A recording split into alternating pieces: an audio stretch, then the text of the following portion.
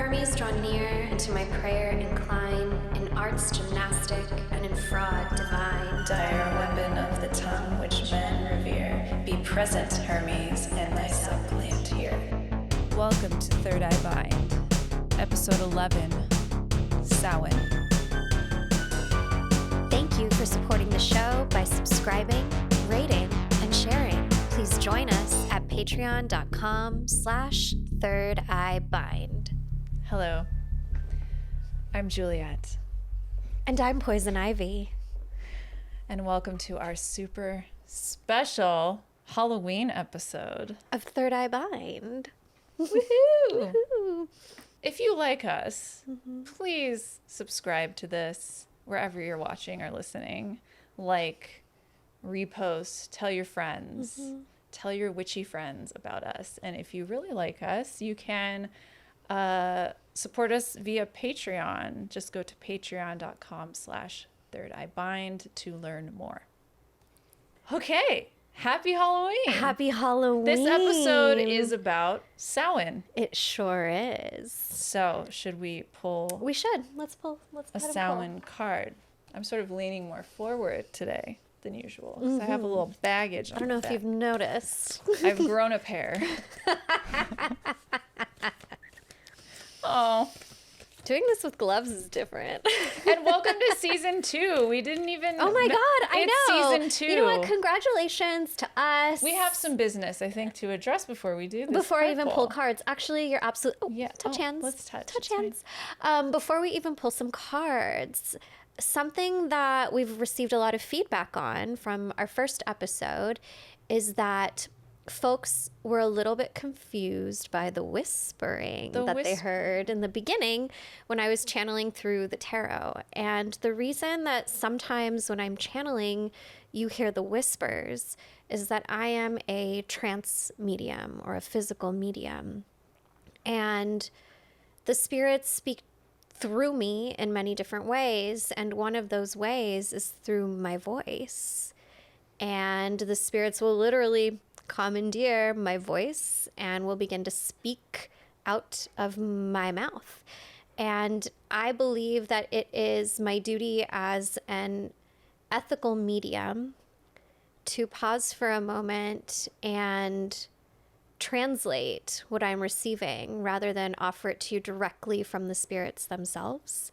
I think that's an important part of my practice. And so first you might hear a whisper, and then you'll hear my voice more amplified, repeating to you or translating to you what it is that's coming through. It's not always like that. Sometimes they communicate with me through clairvoyance or clairaudience, but sometimes it's exactly like that. Sometimes my voice will change tones too, which is a little spooky, but Spooky. it's a little spooky. Perfect for today. Yes. And the reason why we didn't explain it, or I didn't explain it, and even think it was worth commenting on, is because I'm pretty used to it. Yeah. So let's go ahead and pull a card today. Yes, All let's right. do it. Let's pull a card. That's it. Okay. My posture is like very. It's a little different with the gloves on. I like this card. I'm curious what's on the bottom. It's just this one. I pulled the 10 of Cups for our Samhain episode. And I'm kind of obsessed with this pull because to me, the 10 of Cups is a celebration. It's feeling fulfilled and seen as you are, having your cup full and feeling very accepted by those whom you are surrounded with. And for me personally, Samhain, Dia de Muerto, All Saints Day, All Souls, is a time when the ancestors return. And I am surrounded by those spirits who love me, who understand me, who delight in my existence. And I feel so fucking full as I fill the altar with goodies and treats, and I share their stories with my children and speak their names out loud. Samhain, the harvest. This is a time of spiritual celebration. And it is such a fucking beautiful time of year and an excellent time to be a witch. Oh, yeah. This is prime witch real estate here. This is when we shine. This is our time to shine. This is my busy season. This is like... It's a glorious day. It's a glorious time.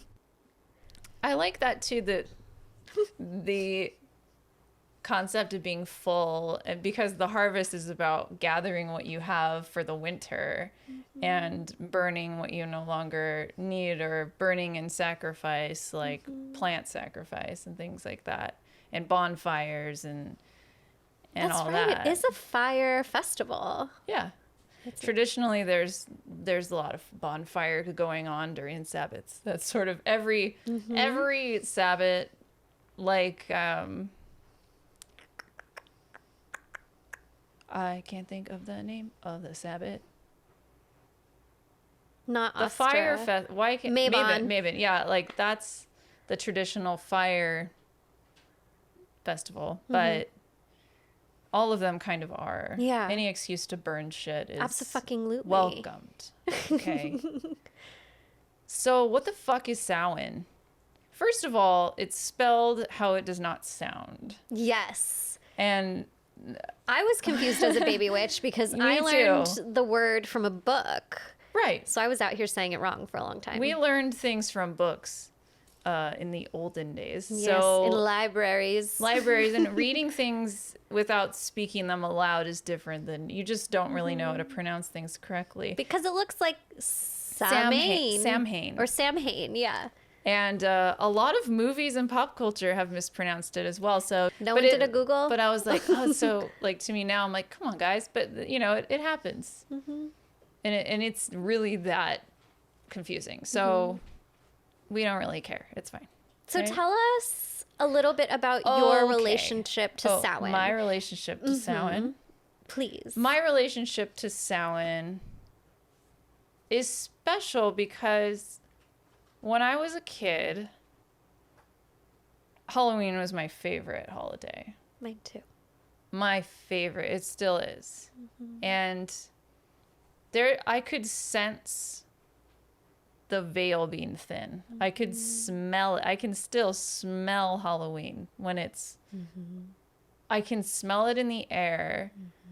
And it's a certain feeling I get in my body around maybe like late August, September. Yes, me too. Yes. You know what I mean? Then. Abso-fucking-lutely. And when I was a kid, I'm sure you could sense it because you like talk to dead people and stuff. But like, you know what I mean? It's like, I really could sense like this the most exciting like feeling in the air.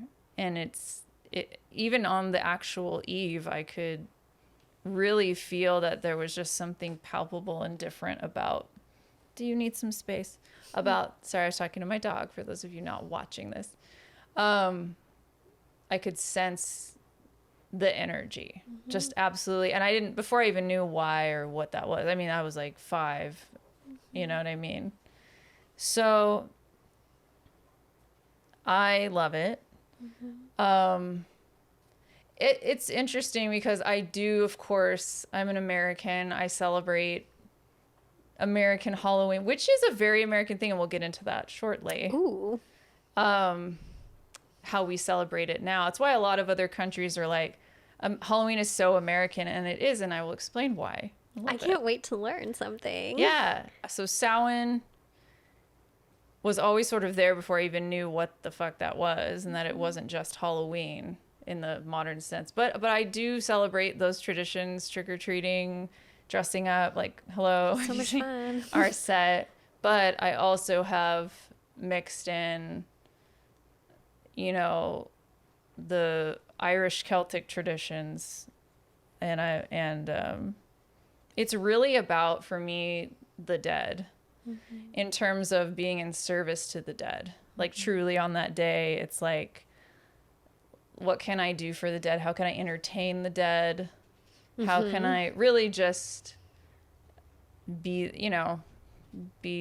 in service to the dead, and sort of from an entertainment standpoint, because I was a performance artist. So, you know, singing, dancing, reading poems around a campfire. That's sort of been the ritual.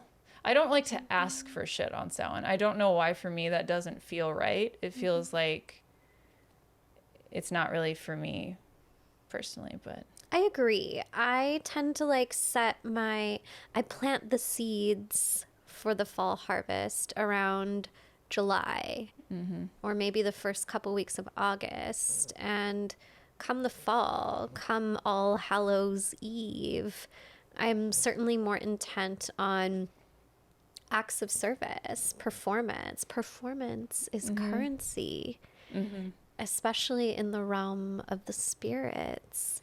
And I also like set the table. We put together a special altar. We make sure that all of our dearly departed's photos and items that we have are together in one place.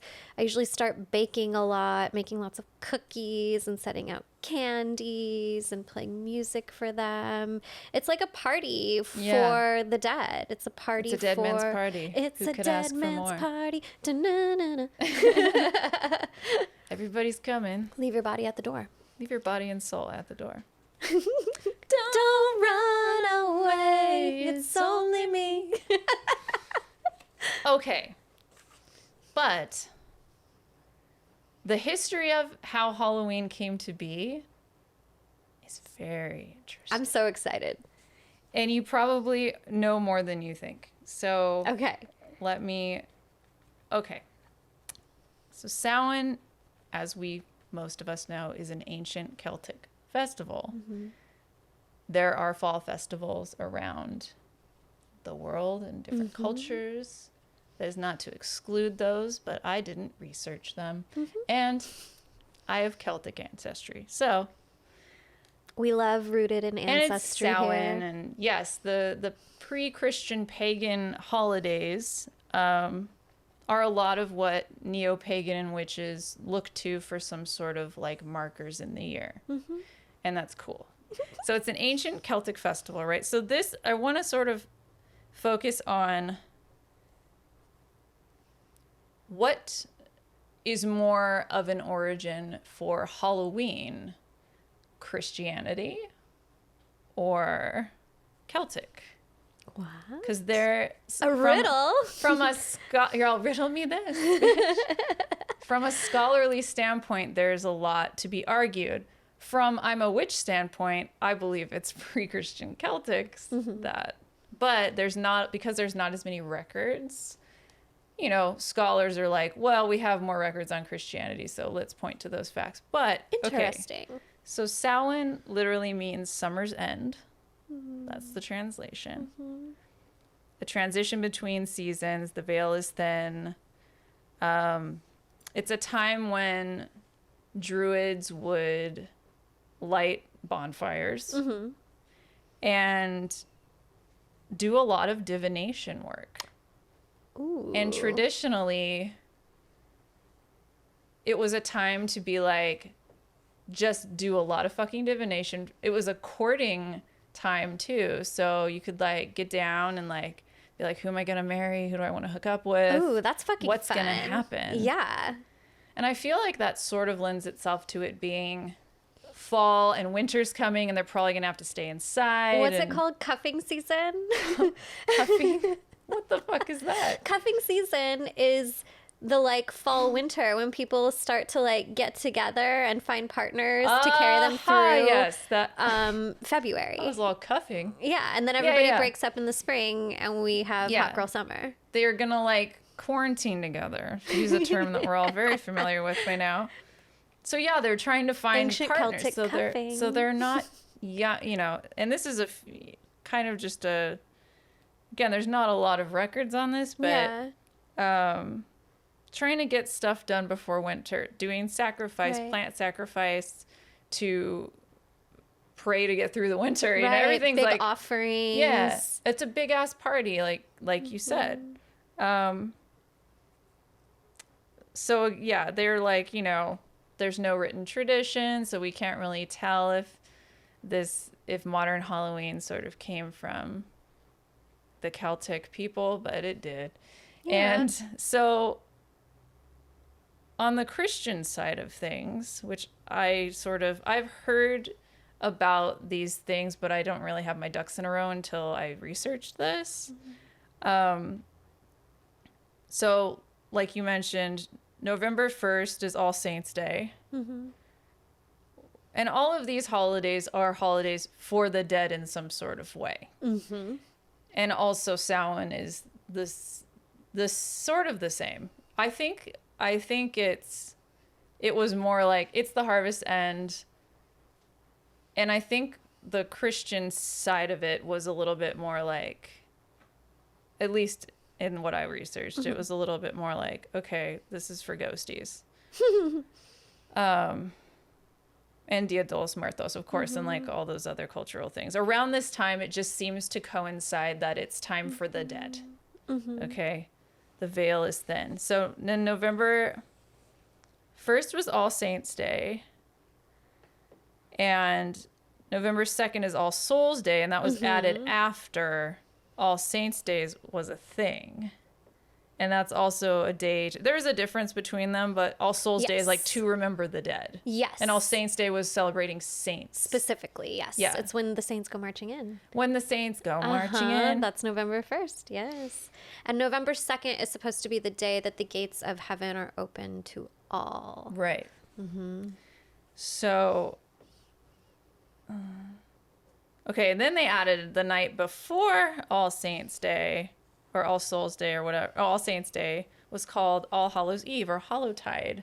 So that's where All Hallows Eve comes from. It's a Christian thing. I didn't know that. Yeah. So obviously we know where we're going with this, right? So we All love Hallows Eves. Eve. We fucking love an Eve. A vigil.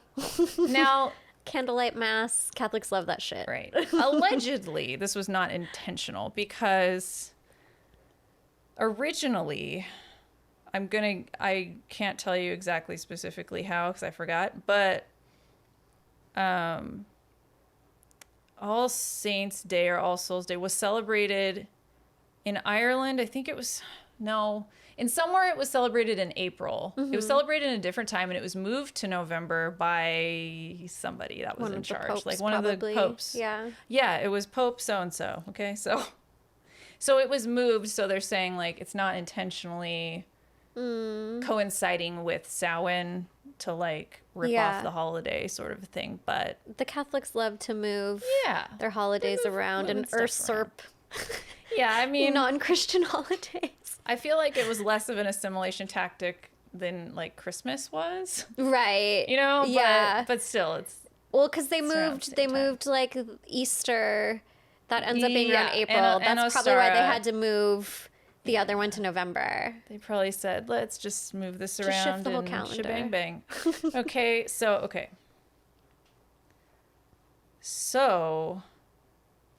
when they moved it and then when Christianity started spreading, it blended with Samhain traditions. So there's Celtic Irish Samhain, it blends with Christianity, okay? So yeah, All Hallows Eve, and then that turns into Halloween. Right. Okay. So in Ireland, let's say, or Europe, they had traditions that will look familiar. There's a lot of candles going on in the churchyards during like All Saints Day, and Which makes sense because the nights start to Hallowtide. get longer. yeah, and it's just when there was masses and things, that's candles would light in the churchyard. There were bonfires as well.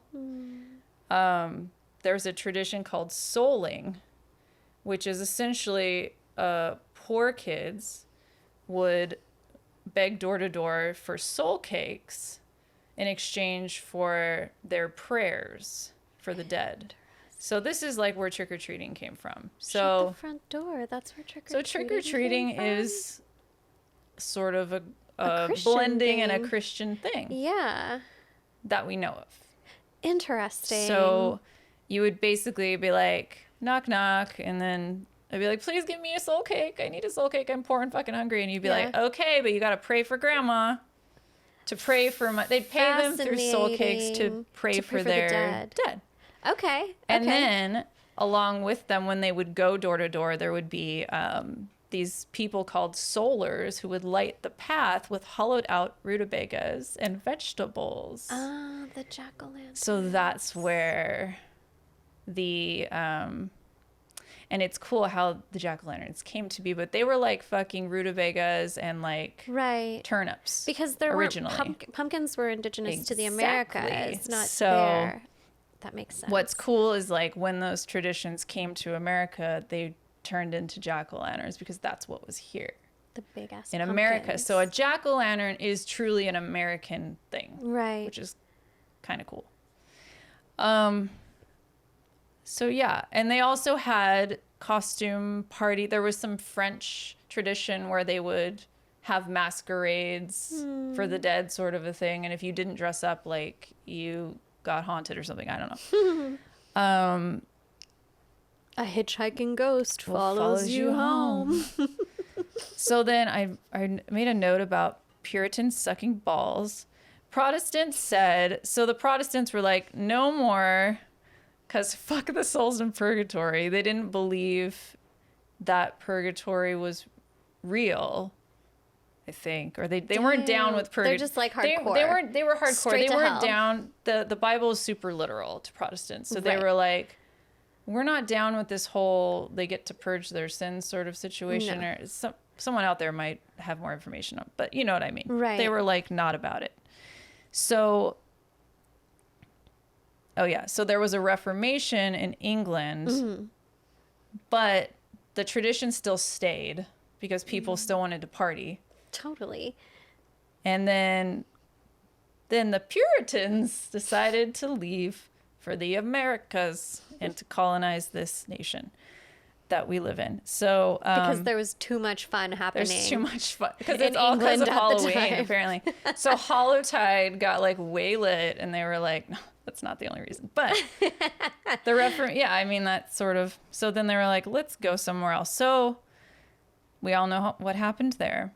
So then Irish immigrants started coming to America, and that's when Halloween traditions really arrived to the U.S. because of the Celtic Irish roots with the Christian, the mixture of that mix. was really centered in like Ireland and Scotland Right. and Britain, Where I the guess. Celts were. Yeah. So when Irish immigrants came to the U.S., that's when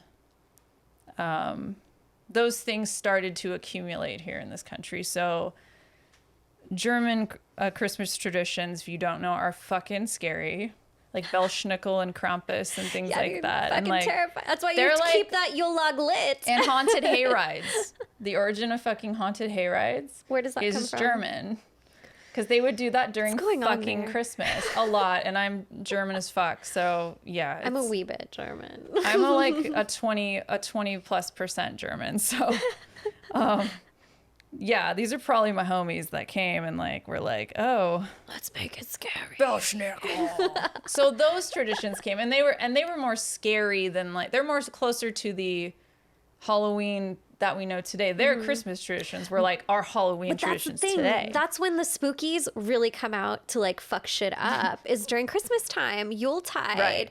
That's when like the real cryptids, the real Yeah. spooks and goblins and ghouls come out to like fuck your shit up. Is during Yeah. Christmas. So Germans had that going on. Okay, they're hardcore. So and then yes, things adapted for North America, like the soul cakes souling became like trick-or-treating and Interesting. but that didn't happen right away. So I'm almost done, I swear to God. So No, this is good. I then love it. it's interesting though, right? So Yeah. then things adapted for North America, like pumpkins. We talked about earlier. There were no pumpkins were here and they didn't have them there, I guess. So Yeah. they started carving pumpkins, which are like my favorite thing.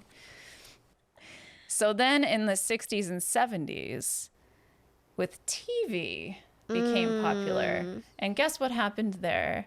Horror movies they started to rebroadcast old horror movie marathons of like, the old school Dracula or Frankenstein Yeah. and the monsters. And then Halloween became really commercialized and then candy costumes, the Right. commercialization of Halloween really happened in the 60s and 70s. I did not know that. Yeah. So then 1978, a little movie called Halloween came out and changed like everything with the horror genre. And then that's sort of when it just Wow. became associated with horror and culturally just went nuts. That led to the Satanic Panic. And then at the same time, the reclamation of pre-Christian paganism. So then that's where all that shit happened. So you can see where this goes. Oh, fuck. Yeah. And then we have Christians, you know, using haunted houses as an assimilation tactic. Yeah, absolutely. And then we're there. So that's sort of the story of Halloween. That's fucking And fascinating. Samhain, even though it's not Samhain, but that's the story of Halloween. Of Halloween. Of as we know it Yeah. today. Isn't that interesting? I feel duped. So it's pretty Christian, but it's a mix. It's a mix. It's a mix. It really is. Yeah. That's fascinating. But our modern Halloween is pretty Christian Yeah. in nature. But there's a LOL. lot of it's a mixture. It's like a baby that we all love, and it's a Christian pagan baby. It's a little melting pot holiday. Isn't it kind of nice and weird? That is strange as fuck. I did not know that. Yeah. Isn't that interesting? I fucking love Halloween. I love costume. I don't really give a fuck about candy. My sister and I never really ate the candy. Oh, I did. We weren't. Big time. Butterfingers were my thing. It's just such a... So yeah, the way that witches celebrate Samhain now, like how do we celebrate it now with neo-pagan, like modern witchcraft? Mm-hmm. How do we highlight those pre-Christian traditions? Luckily, it's like the people in the 60s and 70s that were like bringing witchcraft back, like bringing sexy back. They're really responsible for a lot of these, directing us in the ways that we celebrate these Sabbats, because we don't have record a lot of That's how like they when were actually. Crowley became popular. Yeah, like Aleister Crowley and doing all that yeah. shit. So that makes sense. Totally. He was an atheist, by the way. Oh, Oh, no, wow. that's Anthony LaVey. Sorry, that's not The Aleister other Crowley. one. Yeah. I get them confused. All masters of appropriation of Yeah, world yeah, yeah. cultures. I get them confused. Fucking white dudes in the 70s. Just white dudes in the 70s doing Starting some witch shit. cults, yeah. Starting witch cults, you know? But there was a lot of experimentation with that, and then Satan and the horror movies, and it just kind Totally. of imploded into what we know today. Fascinating. It's so cool. I did not know that. If I could do another job other than run my business, I wanted to be an anthropologist and like study cultural anthropology, and my freaking specialty would be like the Holidays? like Halloween and Yeah. and the origin of it, and like holidays and shit. Like I would love that. So this was very fun for me to research. But like we always say on this show, there was a group of people that were sort of directing the way that we celebrate Sabbats, right? Because we don't, unless you have a family lineage that kept record, great. But we're still Most digging. of it's oral tradition. It's oral tradition, and we're Yeah. digging for these pieces. And so, I mean, and now we have memes of how to celebrate Samhain on Totally. Instagram. They're memes, and they're like, do this and this and this and this. That's not wrong, but it's not everything. Not for everyone. It's not for everyone. It's not for every witch. And my point being, there's more than those ways to celebrate these Sabbats. They're good jumping off points, but as we always say, getting to the bottom of your ancestry and your family lineage is gonna give you those nuggets of gold that you can, that if what you're learning is not if you're not vibing with, you're like, it's an orange candle, okay, or whatever, you know. I don't know. Maybe you have a fear of pumpkins. I don't know. You know? I don't know.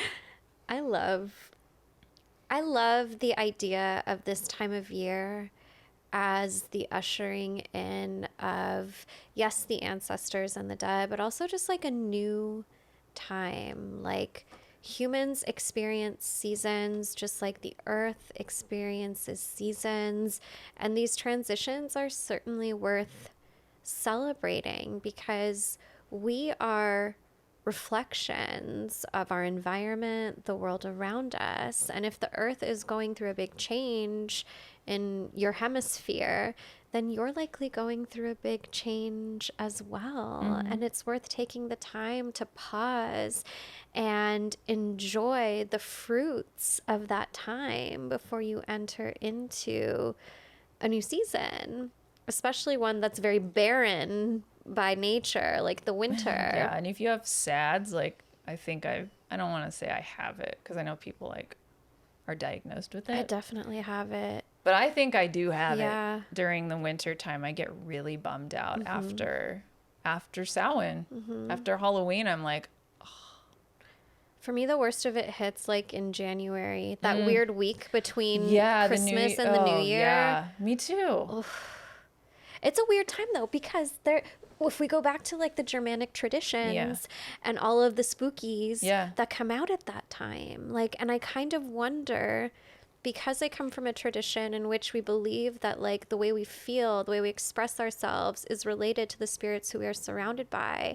I always have to wonder, like, is there some sort of connection to this literal seasonal depression, this deep depression that I hit in that strange time between this like weird liminal time It's between weird. the It's years. liminal. Yeah. Like, does it have something to do with the type of spirits that are able to roam free at that time? Right. And yeah, I've been trying to embrace, because I have like a fucked relationship with Christmas. I don't like it. I don't really enjoy it. It's very depressing to me. My parents always were fighting at Christmas time. Yeah, it's all family trauma for me. It's just not a fun time. It's not heartwarming for me. But I have been trying to embrace Yule as a sabbat, and it's hard to undo tradition that you've been having ever since you were, but to sort of view it through a different lens. We've been embracing Yule too at home. I've been very much pushing the Yule tide agenda in our house. This is a fucking Yule tree. Yes. And we don't have a fireplace, but I always keep a candle lit nonstop during that time of year for our Yule log. And it's also a way to like keep those creepy cryptids away from your sacred space by having a candle burning at all times during the darkest and longest of the nights. Truly. It's such a it's just it's the juxtaposition. I wonder if that's it too, is like traditionally or like spiritually I'm feeling that juxtaposition with this joy and joy like to the world. Ass. It's corny, and it's just it's corny. It's bullshit. It didn't snow when Christ was born in Bethlehem. And Christianity is just gross. And fucking Palestine. It wasn't snowing on the first Christmas. Yeah, Yule is a very pagan situation. I mean, Christmas is very pagan. It's very pagan, and it's a blatant It's just a rip-off. It's just a blatant rip-off to me. Samhain turns out not so He wasn't even born that but time of year. He was born in like July, according to historians. So it's just all kind of, the agenda is just stupid to me. So I don't. So I'm trying to like find that joy through, maybe it's creepy again. And I feel like that's what's cool about Yule is like it doesn't have to be like joyful. It's more like this shit's fucking spooky as fuck. Like Yule is when I want to be watching the spooky movies. Right? Yule is when I want to binge horror films and watch all of the scary stuff and like consecrate my entire house. I mean, like, what's that fucking not Scrooge McDuck. Oh my god. I do like Scrooged with what's his name? McDuck? From What what's am his I name? Bill talking Murray. about? That story. That is fucking Christmas. Scrooge. What? Scrooge, Yeah. right? Or the story The Christmas of Carol. Ebenezer's. There you go. Yeah, Christmas Carol. The Ebenezer Scrooge story. shit's That's scary. pretty scary. Being haunted by your Yes. past, present, and future That is an ghosts. appropriate Christmas story. That's appropriate. That makes me feel okay. And if you look into the history of Yule, that traditionally was a time when people sat around the fire and told ghost stories. Yeah. More so than Samhain or Halloween. Like, it happened at Yuletide because that's when those types of creatures are free to roam the earth. I love that. And I'm going to really try. It's hard when you're the only person that celebrates it in that way. You're like, cool. We keep it weird at our house. So. Yeah, that's... Oh, yeah, it's rough. But, you know, I try. I'm going to try. I've been trying very hard to, like, embrace for my husband and to really, who's a joyful person and loves Christmas and has a very healthy family. And I love his family. And I'm a bit of a... Are you Scrooge? Yeah. I'm an asshole. I'm a Christmas dick. You're a little Christmas curmudgeon. I totally am, and it's really sad, but we've been through some therapy, and I think this year... You're not alone, though. I think a lot of folks have pain around Christmas. Yeah, well, it's also, it reminds me of just people that are dead or, like, not there anymore, things, or it reminds me of, like, the harsh realities that people go through. Like, it reminds me of, like, I think of, like, kids that don't have any fucking clean water, or, like, you know, people that don't have any gifts to give or and receive, and I'm just like, oh my God, and it just, my heart wants to explode. That's why I, like, popped the Santa bubble immediately. Oh, I'm that's like, good. We're not playing this game where Santa gives you iPads. Fuck no. No. Your grandmother gave you that because she can afford to do that and she gets full fucking credit for that. Yeah. Halloween, though, like, I have so much family fighting memories around most of the holidays. Like Easter and Christmas, I just think about my family screaming. And content warning. But when I think of Halloween, Contact warning. I think of costumes Yeah. and popcorn, and my nanny would always make piggies in blankets, which is like hot dogs wrapped in crescent rolls, but she would like make them from scratch, so it was fucking delicious. And we would have that before we went trick-or-treating. And my dad was incredible at sewing, so he would make all of our costumes. My mom and dad were into Halloween too, so they would have like from when they started dating, like, they've always been into costumes. And so, like, they would always look fucking amazing. My sibling and I would look so fucking cool. And, like, it was the one holiday that actually felt joyful. Yeah. Consistently joyful. I think there's something about scary things or being scared that's cathartic. And I think maybe because that holiday is such a, like, ooh, that sort of, ooh, it kind of hits everybody. Like, how are you going to fight during Tingles that? you. You know, it's sort of different. There's no heavy, like, emotion to it. It's just fear. And that's kind of, like, cathartic, right? To just sort of, I don't know. The vibe is just so, it's a party. Brings you together against the unseen. Yeah. Like, you have to hold on and be, you know, and just, I think that there's something about that, too, that's brings people together. I also think there's something really fucking delicious that humans across the globe love about masquerade.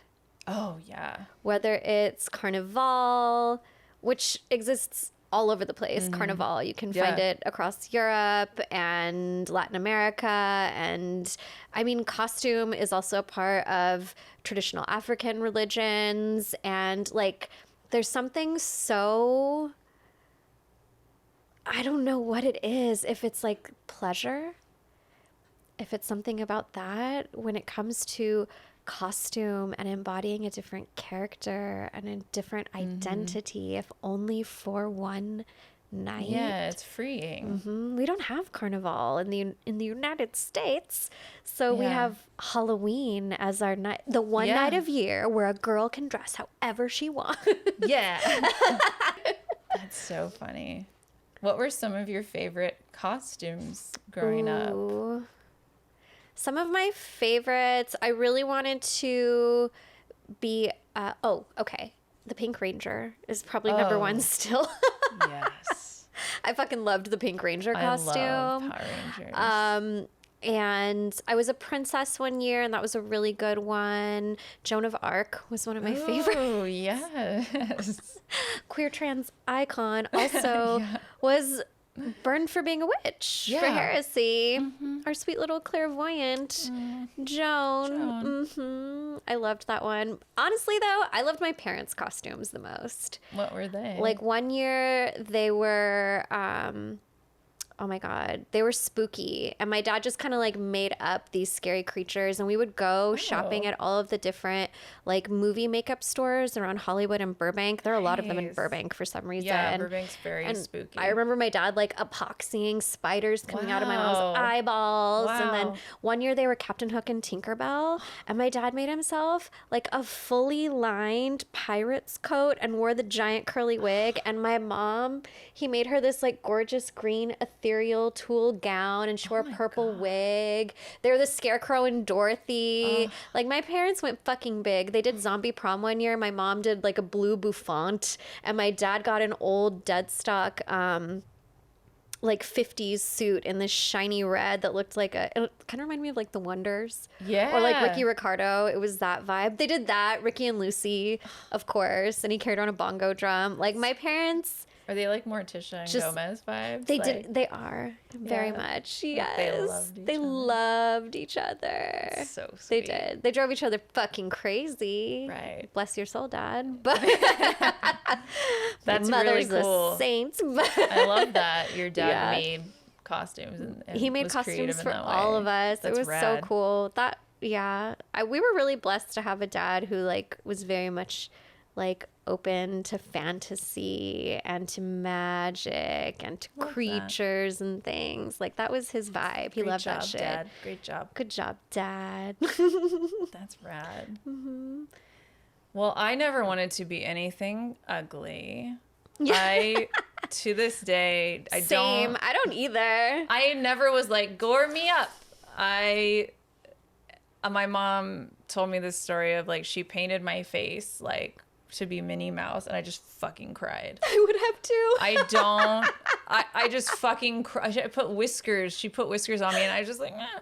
And I don't like it. I used to be an actor in theater, and I hated wearing masks and things on my face, unless it was pretty. I always wanted to be a mermaid, a princess. Yeah. That's me. I'm always like nowadays I'm like very subtle 90s characters. This isn't really subtle, but it's a reference you need to know. Yeah. It's like, that's sort of my thing, but they require no prosthetic.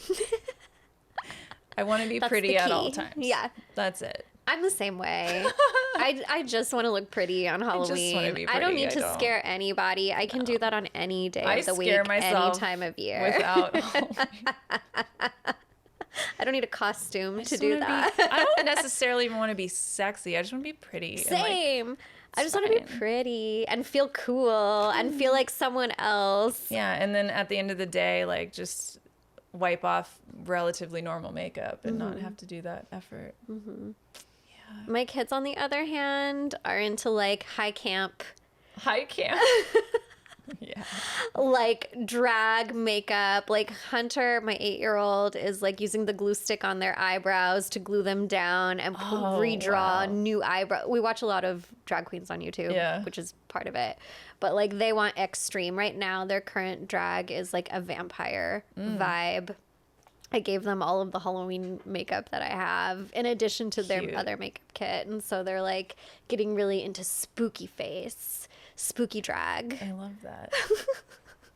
That's like the only reason I would want a human child is to dress them up for Halloween. Just go over to my house during Halloween but time. Yeah, I mean, we do have Halloween nieces, every day. It's fine. Yeah, I'll just go with you. It's fine. That's our motto. I am fine being the creepy aunt just strolling around, you know. We all and need they think I'm one. cool anyway, right? They think you're so fucking cool.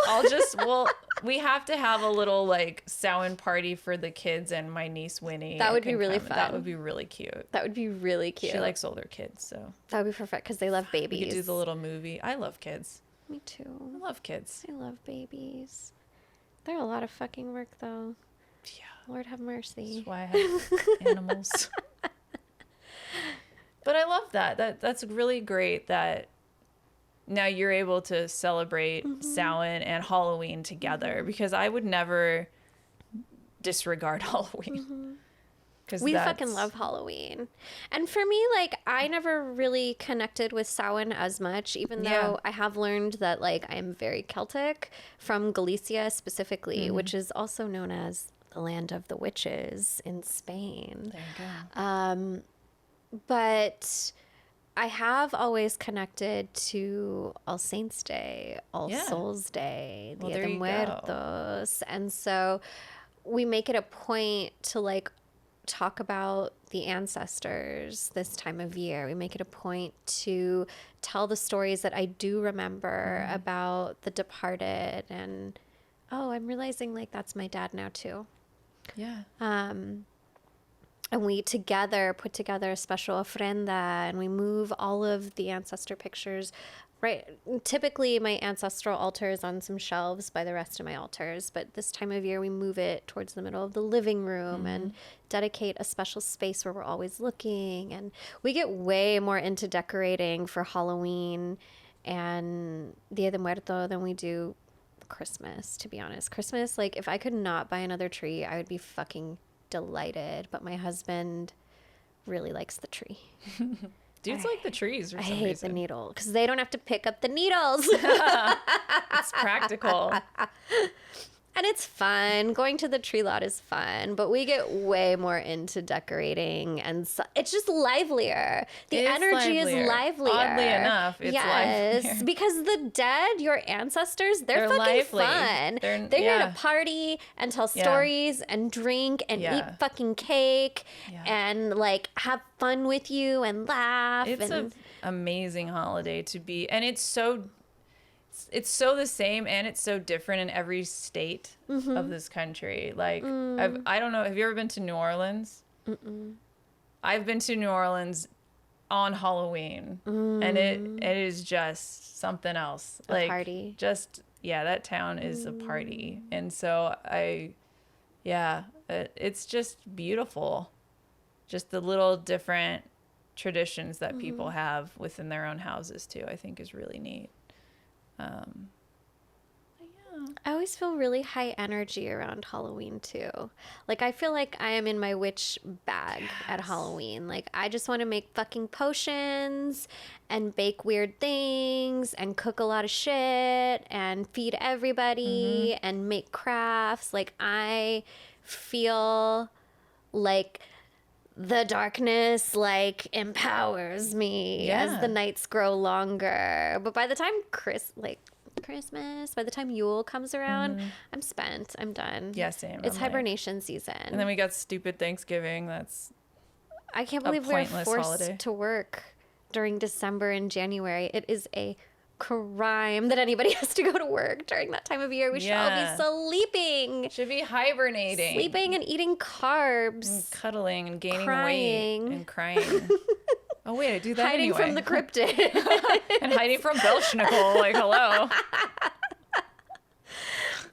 What are the little kids that Gryla has with her? The little child spirits. They're tricky too, and they come around Yuletide. There's a lot. I like that. I love how we've related spookies to... Somehow this is a Samhain and Yule episode. Yeah, we're just assigning spirits to their appropriate holidays. We're just kind of... We're moving things around like the Catholics, right? Exactly. We're just saying, let's put Anybody you can do it. Yeah, you there. Because that's how Catholics talk. Maybe we're just like putting a it back. shitty Italian Like accent. Italians, because Oh, it's in putting Rome. you there? What is that? It's like Mario and Luigi voice. It's a me. It's a me. Belschnickel. Oh my god. I don't even know the name of the current pope. I'm trash. Pope Francis. They're all the same. The 27th. They all wear the same outfit. I don't know.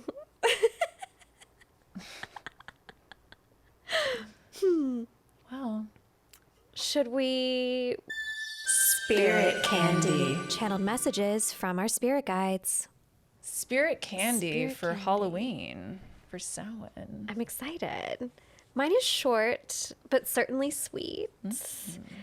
From my guide, Ava. Beware of the monsters in your own mind. Remind them that they are visitors and certainly not in charge. I like that. Me too. And those monsters can be self-doubt, self-criticism, Imposter syndrome. imposter syndrome, old conditioning, words, unkind words that other people have said to you in the past that repeated stick in your with brain. you. I've watched Yeah. my spirits literally extract words from people's minds that have been implanted there by others. And That's nice. this is just a reminder that the monsters might exist, but they're certainly not the boss. No. It's a great reminder. What about you? Okay. Trick or treat. It's a treat. Okay. So, as I mentioned before, I like to read poems to the dead on Samhain. That's sort of my little thing. And so I'm going to read one now for my spirit candy from the book that I actually use every year. An offering. Yes, it is called Poems Bewitched and Haunted. And it's haunted poems. It's on brand. And it's orange. And it's orange and black, and it's very pretty. I'm so excited. And I'm so excited. yeah, I'm trying to find the author, but it's a compilation, okay? And the intro, in the beginning of the book on the first page, it says, "Every man or woman or person, I will go with thee and be thy guide in thy most need to go by thy side." So this is like a little companion. So I'm going to like randomly pick a poem and flip through it and read it in honor of Halloween and Samhain. Bibliomancy. The Haunted Chamber. Each heart has its haunted chamber where the silent moonlight falls. On the floor are mysterious footsteps. There are whispers along the walls. And mine at times is haunted by phantoms of the past, as motionless as shadows by the silent moonlight cast. A form sits by the window that is not seen by day, for as soon as the dawn approaches, it vanishes away.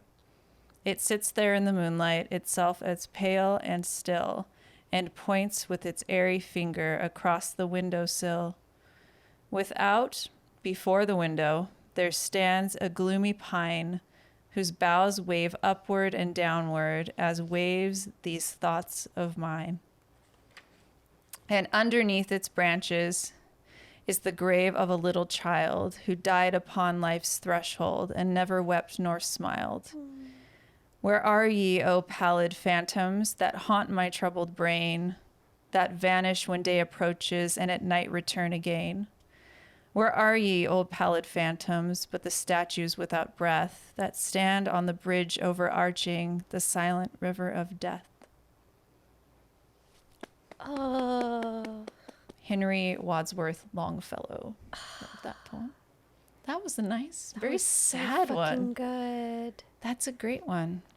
So this is just a little compilation book of these types of poems. I love Isn't that that nice? shit. 10 out of 10. And the dead can relate. So, yay. Also, like, they mentioned the monsters of the mind in that, too. That's interesting. Yeah, they did. And I just flipped and did not plan Spooky that. bitches. So I love that shit.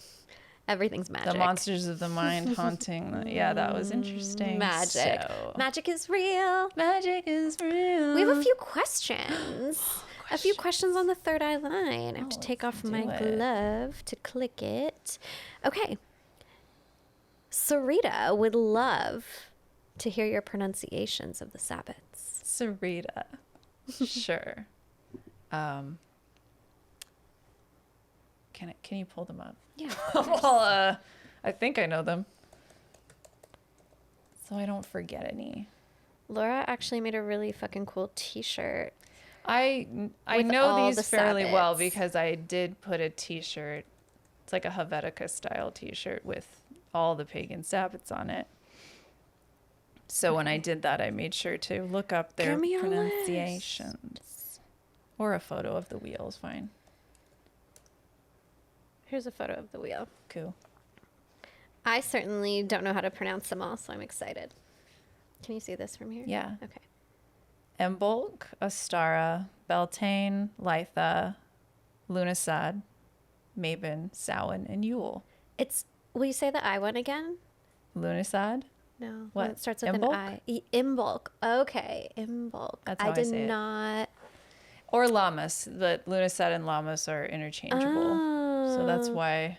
cool. But Lunasad is the fucked up one that no one can spell. I was going to say, what's the difference? They're just different names for the I same think thing. they're just different names for the same thing. There might be some like some specific. I Right. don't know. I think it's the same thing Okay, cool. to me. That's fucking cool. Go, Laura. I have another question. Is the veil really thinning, or was it always thin to begin with? I fucking love this question. I've actually gotten into fights on Ooh. TikTok about this. Do tell. Do tell. I'm actually very curious. Someone made a TikTok about how like we're incorrect because the veil is always thin. So like people who say the veil is thinning are just like full of shit.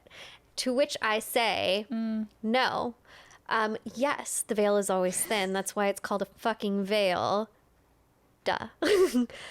But during this time of year, especially, it starts really with the whispers in August, like you mentioned earlier, that the fall, the ancestors are coming. The veil does begin the process of thinning further and further. And this night of All Hallows Eve, which to many seems like the culmination, is really the gate opening. It is when the veil is at its thinnest and the fun really fucking begins. And this is the time when all of these spirits who otherwise may not have access to the earthly realm are finally able to come marching in and spend time dancing, eating, dining, storytelling amongst the living. And it continues to remain thin all the way through the end of the Gregorian calendar year, and even quite a bit in the beginning of January. And then as the ice begins to thaw, the veil begins to thicken again, the ancestors, the cryptids begin to quiet, and spring finds itself upon us.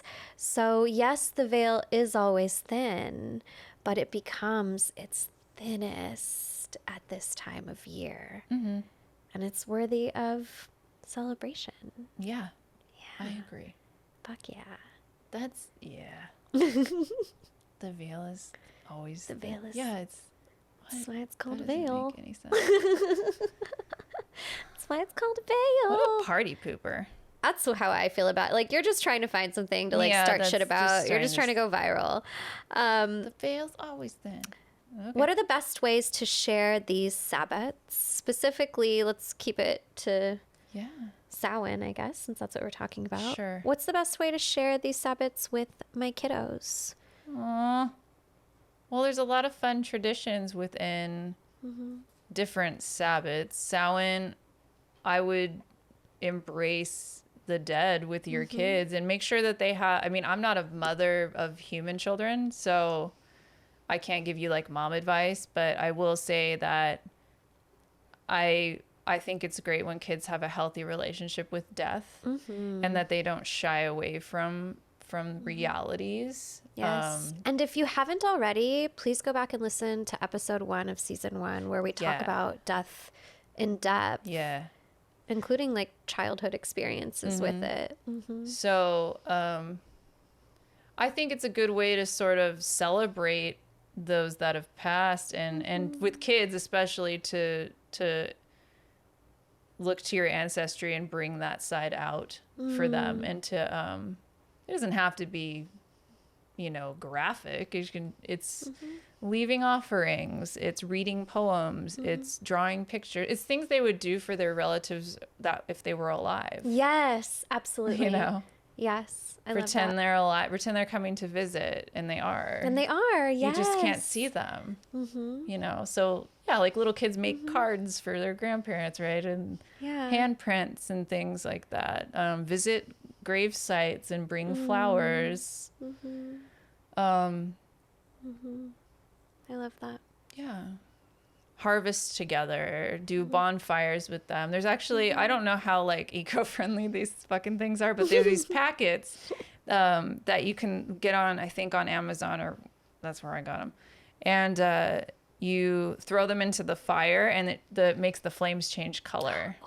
And they're very fun. That's and very it's hocus like rainbow. pocus. Yeah, it's very fun for kids. So that's, you want to burn your marshmallows like before you do that. For sure. Like I said, it's probably mad chemicals in this shit, but it's fun as fuck. Yeah.